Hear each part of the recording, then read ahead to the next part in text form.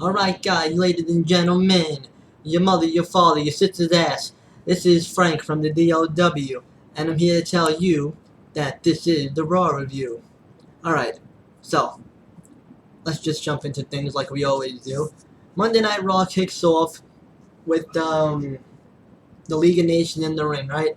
They're all talking, they're all bullshitting, yada yada yada, so on and so forth, nothing that anybody really cares about. But then you bring out the Wyatt family, right? To a massive pop. Massive pop, the crowd's going wild. I even commented in the group that I thought that the Wyatt family turned babyface, right? And then you kill the momentum that they have, and you bring out the Dudley boys with with Rhino. Again, everybody like, oh well, why didn't Rhino get a big pop or a big cheer for it or anything?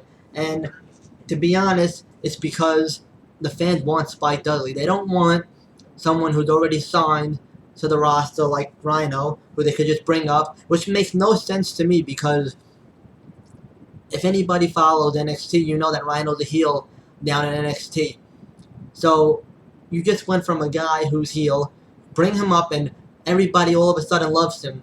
Okay, so you break kayfabe, whatever you want to call it. What do you do? You could have brought back Spike. You could have brought back Van Dam. I don't know why people were asking for Sandman to come back when Sandman could barely even walk, let alone wrestle. The guy's like 300 pounds now, out of shape, can't wrestle anymore. An alcoholic, big time. Not like WWE gimmick type alcoholic like Austin was, but yeah. All right. So that's that. That's it with that. And then the other thing that really bothered me, I don't understand. All right, you had the 16-man tag match, right? And then I'm like, okay, so they did that. They got the main talent out of the way. You're not gonna see them again on Raw tonight. No, the creative team books them for double duty, and still gives them matches again. You have all this talent on your roster, and you put the same damn guys in the same matches every week. You don't show off enough of the talent that you guys have. You brought Goldust back. You brought Goldust back for 2 matches, and that's it so far. Goldust should be feuding with Cody, or Stardust, or Jesus Christ, whatever the fuck you want to call him. Put him in the ring. Put him against Cody, or Stardust, or whatever, against Goldust. Make that a feud. Let that happen. Dean Ambrose was in the first match, and he didn't really do anything. And then he comes out again when Kevin Owens is in the ring with popcorn and soda. Where have I seen that before? I've never seen Dean Ambrose come out with soda and popcorn before. Comes out, throws it in his face, and leaves. A waste of a 10-minute segment for nothing when I could have made a sandwich, got myself a glass of soda, came back, took a piss, and they still would have been on my TV. You could have filled that 10 minutes with a 10-minute match. It doesn't have to be the greatest match, but it could have still been a match. Again, you have Zack Ryder who doesn't get used. Damian Sandow, what happened to him? Because of I forget why they canceled his gimmick. Something happened and they canceled his gimmick. Oh, because too many people were coming dressed up as other superstars, and it was distracting the wrestlers or the crowd, and WWE didn't want that, so they canceled a guy's gimmick who the fans caught on with because it was a distraction to the superstars. Meanwhile, fast forwarding, half the arena on Monday left before the main event was over. If that doesn't tell you that there's a problem going on and that you need to change your product, you have a very, very big problem. Now, I'm going to Raw December 28th at the Barclays Center. I know a couple of people in the group are also.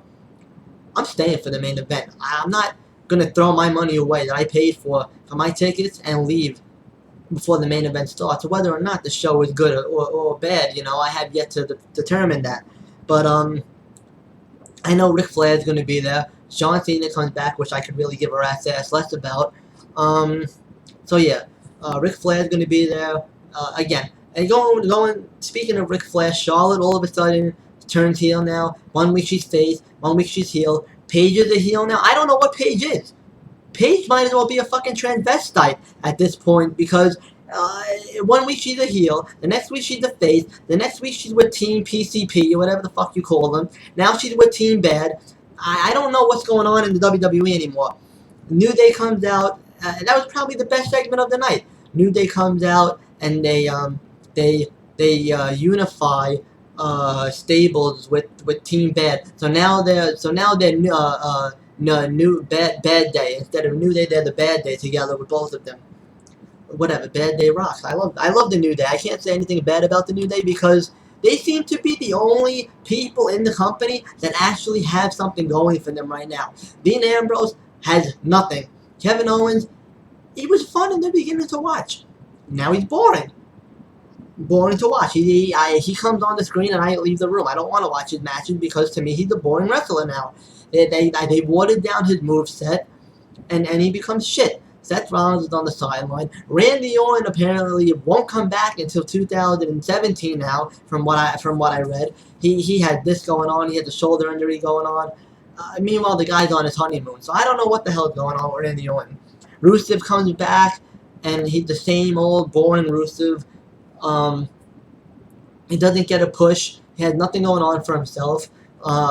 There's major heat on Lana backstage because she leaked her engagement, and she said that that Paige was a bully when she was in NXT, which WWE didn't like. So Lana gets punished, and even though she's cleared to wrestle, they won't make her wrestle probably. So you have her back with Rusev. I don't even know what to say because the fans like Lana, they don't like Rusev. So WWE's logic is, let's put Lana back with someone who's a heel.